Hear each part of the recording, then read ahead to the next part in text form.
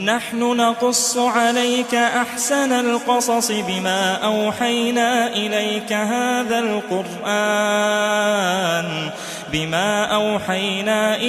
هذا القرآن وإن كنت من قبله لمن الغافلين. Omi, est-ce que tu peux nous raconter une histoire? Avec grand plaisir.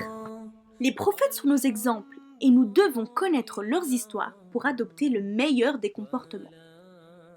Aujourd'hui, nous allons raconter l'histoire du prophète Adam alayhi salam. Adam est notre père. Adam est le premier homme sur terre et le premier des prophètes. Après avoir créé les cieux, la terre, les montagnes, la lune, le soleil, la mer et les étoiles, Allah décida de créer une nouvelle créature, un nouvel être. Il ordonna alors à ses anges de descendre sur terre et de prendre de l'argile. Et c'est à partir d'argile qu'un vendredi, Adam a été créé. Le souffle de l'âme n'a pas directement été insufflé à Adam, et il resta un long moment au paradis. Les anges s'interrogeaient sur cette étrange créature. Mais qui est-elle? Que fait-elle ici? Iblis, qui était un habitant du paradis, voyait déjà Adam comme une menace. Il l'enviait, il était jaloux de lui. Le souffle de vie a commencé à s'emparer d'Adam et il entra par la tête. Il regardait alors autour de lui et il était émerveillé par ces formidables et magnifiques jardins, par ces magnifiques fruits qui se trouvaient au paradis. Lorsque le souffle de vie arriva au nez d'Adam, il éternua. Les anges lui ordonnèrent de dire « Louange à Allah, Alhamdulillah ». C'est alors qu'Allah lui répondit « Ton Seigneur te fait miséricorde, Yarhamukallah ». Le souffle de vie est descendu au ventre d'Adam et là, il a désiré tous les fruits du paradis qui avaient l'air tellement alléchants. Adam était pressé de pouvoir goûter à tous ces magnifiques fruits et ces magnifiques parfums. Lorsque le souffle de vie et l'âme a atteint le corps entier d'Adam, il se mit debout. Les anges le regardèrent et tout le monde attendait. Allah ordonna à Adam d'aller chez les anges et de leur dire « Que la paix soit avec vous. Assalamu alaykum » Les anges lui répondirent alors « Que la paix d'Allah soit avec toi, que sa miséricorde et ses bénédictions soient avec toi. Wa alaykum salam wa rahmatullahi wa barakatuh » À ce moment-là, Allah enseigna à Adam le nom de toutes les choses qu'il avait créées et il lui donna la possibilité de les apprendre aux autres créatures, les anges et les djinns.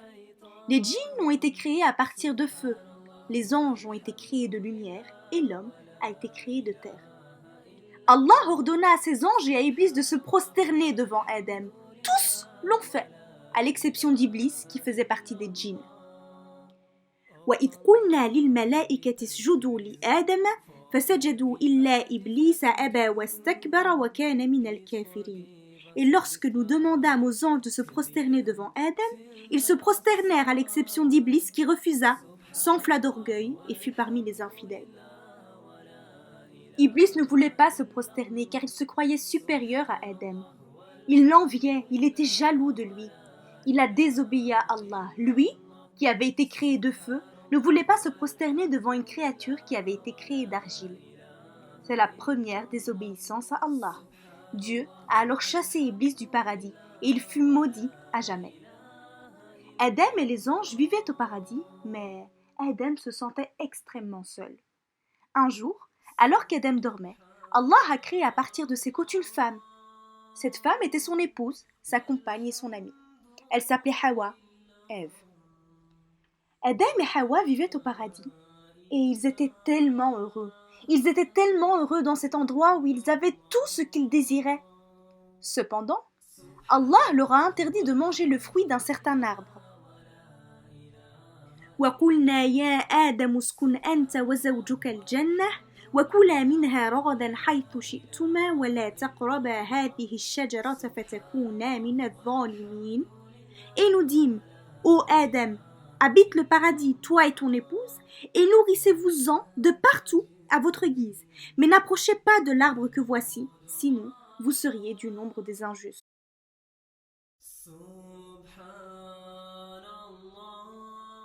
Allah les a mis en garde contre cet arbre, mais il les a aussi mis en garde contre Iblis, qui était leur ennemi. et Iblis avait promis de les égarer eux, ainsi que leur descendance, jusqu'au jour du jugement dernier.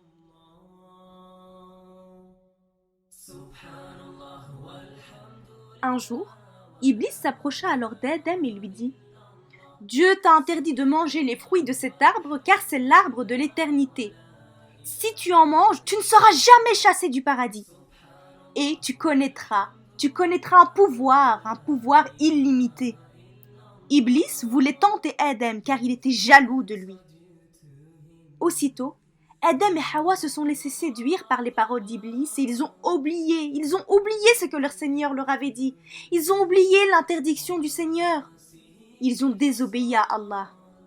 Allah a alors décidé de les faire descendre sur terre, puis il les a séparés.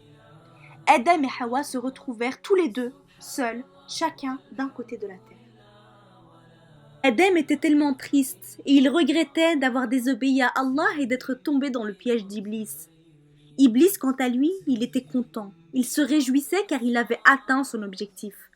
Adam n'arrêtait pas de pleurer. Il n'arrêtait pas de pleurer et il s'est prosterné. Il se prosternait pour demander pardon à Allah.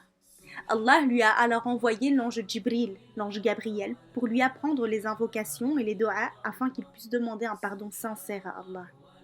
Allah est bon et il est miséricordieux et il a accepté le pardon et le repentir d'Adam et de Hawa. Jibril est alors resté un certain temps sur terre pour apprendre toutes les choses de la vie à Adam. Ensuite, Adam et Hawa furent réunis, ils construirent une maison et eurent des enfants. Voici l'histoire d'Adam, alayhi salam.